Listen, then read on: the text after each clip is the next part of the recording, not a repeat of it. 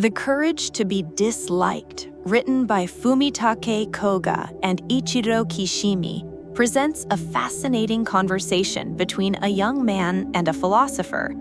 Through their discussions, the book explores the principles of Adlerian psychology and offers a fresh perspective on personal freedom, happiness, and self-development. Many of the psychological ideas we hear today are heavily influenced by Sigmund Freud, whose theories remain widely recognized around the world. Adler's approach, however, is much less mainstream because it challenges many beliefs that people accept as common sense. In this summary, you'll discover how to free yourself from the burden of past experiences, stop living according to other people's expectations, and gain a deeper understanding of your emotions. You'll also learn why courage plays such a central role in achieving happiness and personal freedom. So, without wasting any time, let's get started. Lesson 1. It takes courage to see reality without filters. The world often appears incredibly complicated, doesn't it? But what if the world itself isn't complicated at all? At first, that idea sounds difficult to accept. After all, we live in a rapidly changing world filled with conflict, uncertainty, and endless headlines that make life seem chaotic. From that perspective, complexity appears unavoidable. According to Adler's philosophy, however, the world is actually quite simple. What makes life seem complicated is not reality itself, but the way human beings interpret it. Each person views the world through a unique lens shaped by past experiences, beliefs, fears, and expectations. Because everyone sees reality differently, misunderstandings and contradictions naturally arise. The challenge is that these personal filters often distort reality. Instead of seeing things as they truly are, we see them through assumptions created by our past and predictions about the future. The good news is that change is possible. However, genuine change requires courage. It requires letting go of long-held beliefs and being willing to face reality without clinging to familiar assumptions. When we resist change and remain attached to rigid viewpoints, we make it harder to experience happiness. We can either continue complaining about how unfair or confusing life seems, or we can release our expectations and accept reality as it is. One path creates more struggle and complexity, the other leads toward freedom and clarity. This is where courage becomes essential. Most people understand what courage means, but far fewer are willing to practice it. Are we prepared to let go of the beliefs and habits that prevent us from becoming truly free? Throughout this book, Adlerian psychology and ancient philosophical wisdom offer practical answers to that question. And as you'll see in the upcoming lessons, those answers have the potential to transform the way we think about ourselves and the world around us. Before we talk about happiness, we first need to understand why so many people struggle with sadness, anxiety, and emotional pain. For most of us, the past has a powerful influence on our lives. Perhaps you grew up in a difficult family environment. Maybe you were bullied at school, experienced rejection, lacked supportive friends, or constantly felt that nobody believed in your abilities. Whatever the situation may have been, nearly everyone carries memories that continue to affect them years later. The problem is that even when we spend a lot of time thinking about these experiences, they often continue to hold us back.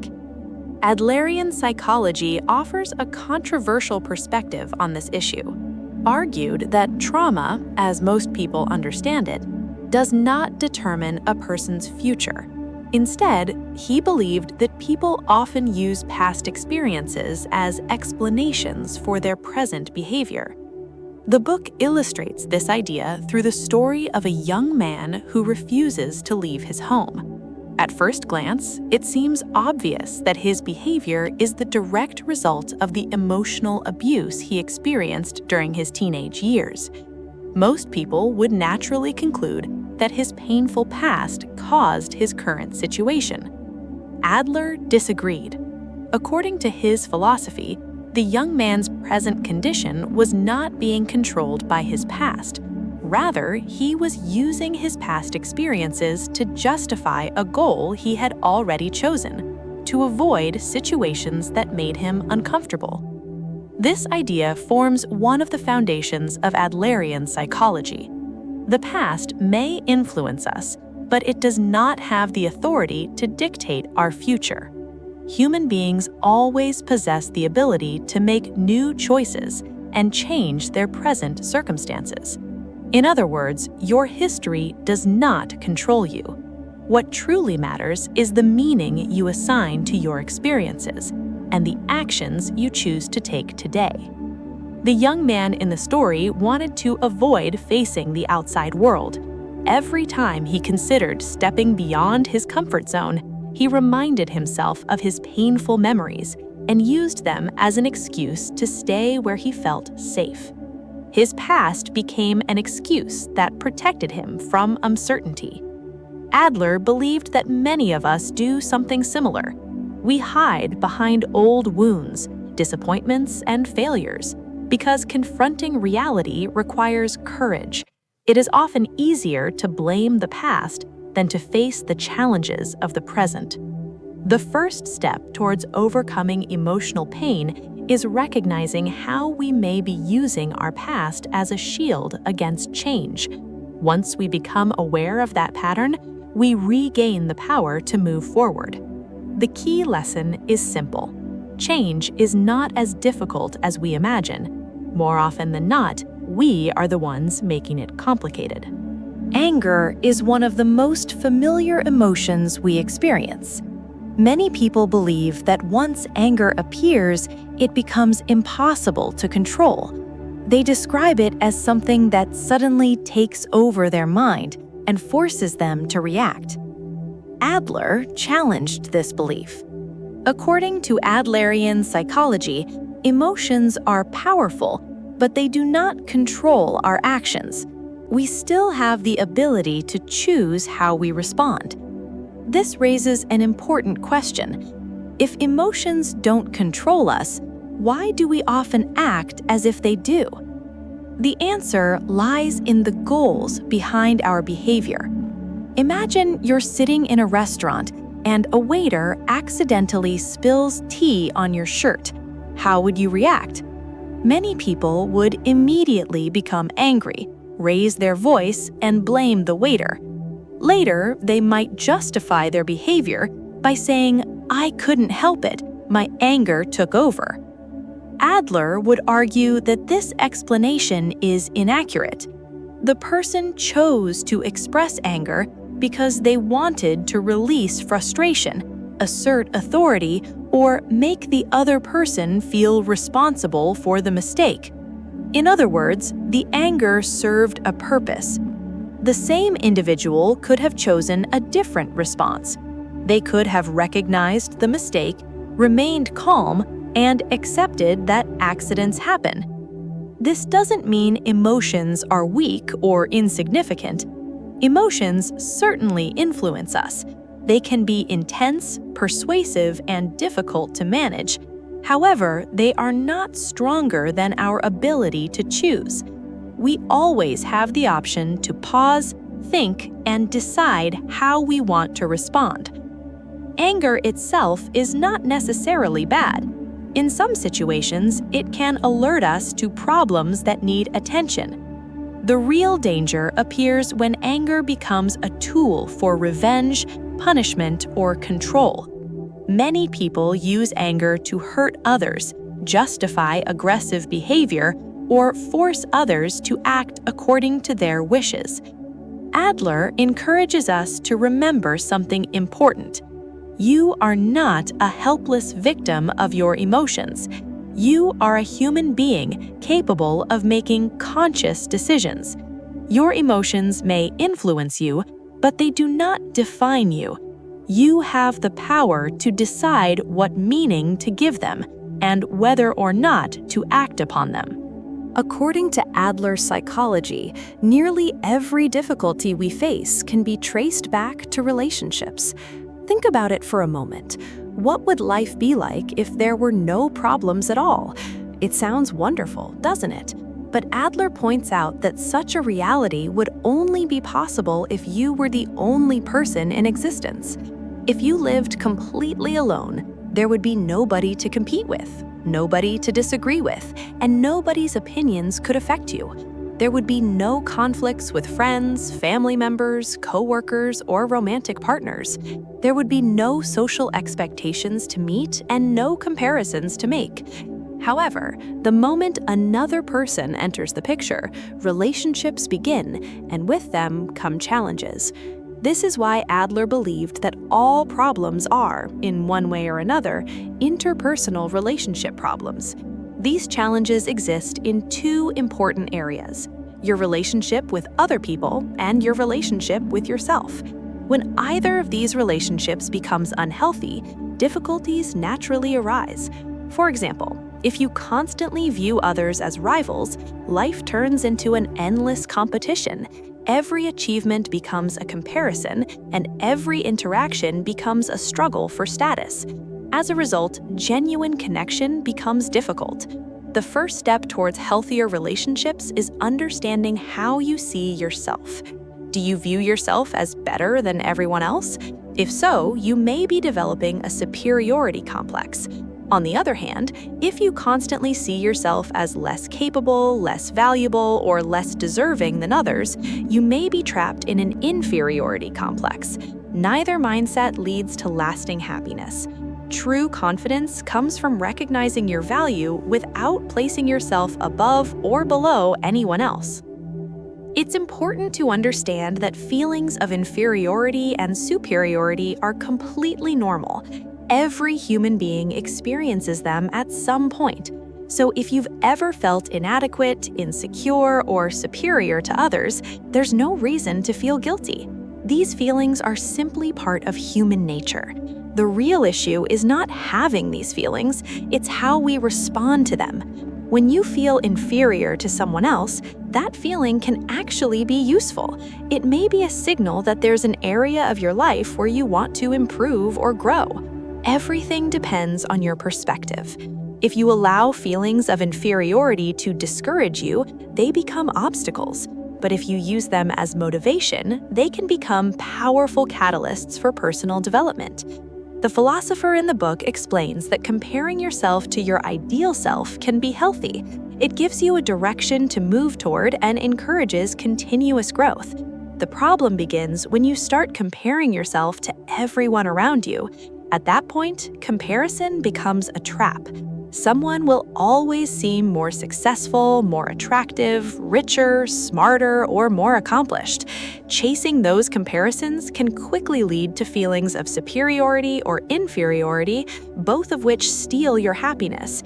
Instead of focusing on other people, focus on becoming the best version of yourself. After all, one of your most important responsibilities as a human being is to develop your potential and become the person you are capable of becoming. Think back to the dreams you had when you were younger. What kind of person did you hope to become? That vision should be your reference point, not the lives of strangers. Unfortunately, many people spend their lives trying to satisfy other people's expectations. They shape their identity according to society's standards rather than their own values and aspirations. Why? Because becoming your ideal self requires courage. It demands effort, discipline, and a willingness to face uncertainty. By contrast, it's much easier to seek validation through competition, status, and superficial victories that have little to do with genuine personal growth. One of the biggest problems with constant comparison is that it turns life into a competition. When you're always measuring yourself against others, it's easy to start viewing people as obstacles rather than companions. This mindset fills your thoughts with jealousy, resentment, and insecurity, emotions that make personal growth much more difficult. To overcome this habit, Adler suggests changing the way you view success. Instead of thinking in terms of win versus lose, adopt a win-win perspective.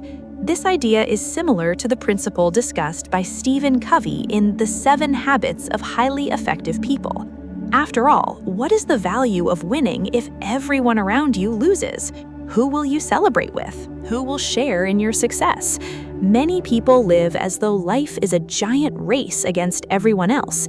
In reality, the most meaningful competition is the one between who you are today and who you were yesterday. When you focus on self-improvement instead of comparison, you free yourself from unnecessary anxiety and gain a much deeper sense of fulfillment. Of course, this doesn't mean other people will stop competing with you. There will always be individuals who envy your progress, misunderstand your intentions, or hold grudges for reasons you may never fully understand. You may even feel tempted to retaliate, but revenge only creates more suffering. Rather than reacting emotionally, choose to respond thoughtfully. Remember the lesson from earlier. Your emotions are powerful, but they do not control you. You always have the ability to make a wiser choice. And when you stop seeing people as enemies, you'll discover that life becomes much more peaceful and rewarding. What does it mean to be truly free? According to Adler, freedom means living according to your own values, rather than constantly seeking approval from others. This sounds simple in theory, but it becomes challenging when other people have expectations of us. Friends, family members, co-workers, and even strangers often have opinions about how we should live our lives. They may expect us to behave in certain ways, make certain choices, or follow a path they believe is best. The problem is that trying to satisfy everyone is impossible. No matter how hard you try, there will always be someone who disagrees with your decisions or feels disappointed by your choices. If you spend your life seeking universal approval, you will eventually sacrifice your own happiness in the process. So, what should you do? Adler's answer is surprisingly simple. Learn to separate your tasks from the tasks of others. Your responsibility is to make the best decisions you can based on your values and circumstances. How other people judge those decisions is their responsibility, not yours. This doesn't mean becoming selfish or ignoring the feelings of others. In fact, Adler argues the opposite. Healthy relationships are built on mutual respect, not control. When someone attempts to manipulate you through guilt, pressure, or emotional drama, they are crossing a boundary that should not be crossed. You cannot control what other people think about you, and you cannot live your life according to every expectation placed upon you. The only thing you can control is your own behavior. This is why courage is so important. Having the courage to be disliked means accepting that some people may not approve of your choices and choosing to live authentically anyway. At first, this idea may sound frightening. Many people fear rejection because they believe it will damage their relationships. But genuine relationships do not depend on constant approval. They are built on trust, respect, and freedom. The healthiest relationships are those in which both people are free to be themselves. When you stop living for other people's approval, you begin to experience a deeper sense of independence, confidence, and peace. One reason people struggle with feelings of inferiority is that they don't fully recognize their own value. When you are uncertain about your worth, it becomes easy to compare yourself to others. You may worry that someone is more talented, more successful, more attractive, or more deserving than you. On the other hand, some people cope with these insecurities by developing an inflated ego and convincing themselves that they are superior to everyone else. According to Adler, both approaches are misguided. No human being is inherently superior or inferior.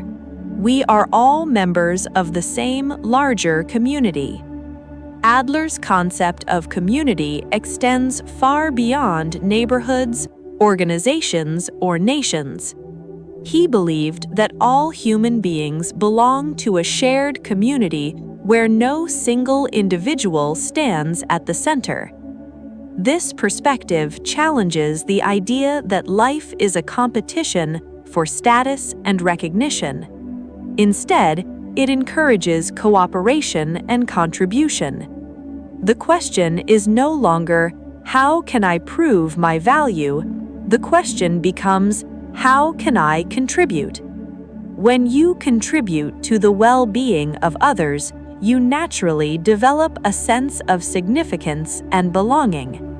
Whether you help through your work, your knowledge, your kindness, or your support, your contribution reminds you that your existence matters. After all, you cannot contribute something unless you already possess value. Contribution reveals your worth, it does not create it. This is an important distinction. Many people spend years trying to prove themselves to the world. Adler suggests a different path. Focus on serving the community around you, and your sense of worth will emerge naturally. Unlike pride or ego, this form of self-worth does not depend on being better than someone else. It comes from knowing that your presence has a positive impact on the lives of others, and that realization can bring both happiness and freedom. When people think about value, they often think about wealth, status, or achievement. Society tends to celebrate financial success, making it easy to believe that money is the ultimate measure of a person's worth. But Adler strongly disagreed with this idea. A person's value cannot be reduced to a number in a bank account. Consider someone who has very little money and limited resources. Does that mean their life has less value? Of course not. Human worth takes many different forms. An elderly person may no longer be able to work or contribute financially, yet they can offer wisdom, guidance, experience, and emotional support. A friend who listens during difficult times provides something that money cannot buy. A parent who offers love and encouragement contributes something far more meaningful than material possessions. Even your presence can have a positive impact on others. Sometimes simply being there for someone is one of the most valuable gifts you can offer. This is why judging people solely by their financial achievements provides an incomplete picture of life. Money is useful, but it is not the ultimate source of meaning. Life is much bigger than income, titles, possessions, or social status. Every person possesses inherent worth, regardless of their circumstances. The challenge is learning to recognize that worth within ourselves and within others. When we do, we become less concerned with comparison and more focused on connection, contribution, and growth. That shift in perspective can completely transform the way we live. The courage to be disliked challenges many of the beliefs that people take for granted. Throughout the book, Adler's philosophy encourages us to stop blaming our past, take responsibility for our present choices, and free ourselves from the constant need for approval. The key message is simple yet powerful. Happiness requires courage. It takes courage to face reality without excuses. It takes courage to stop comparing yourself with others. It takes courage to set boundaries, follow your own path, and accept that not everyone will approve of your decisions. And most importantly, It takes courage to contribute to the world while recognizing your own inherent worth. If you can embrace these ideas, you'll be well on your way toward greater freedom, confidence, and fulfillment. Now, we'd love to hear from you. What was your biggest takeaway from the courage to be disliked? Let us know in the comments below. And if you found this summary valuable, consider reading the full book. The conversations between the philosopher and the young man contain many insights that are difficult to capture in a short summary. If you enjoyed this video, don't forget to like, subscribe, and turn on notifications so you never miss a new summary from AZ Books. Thanks for watching, and we'll see you in the next one.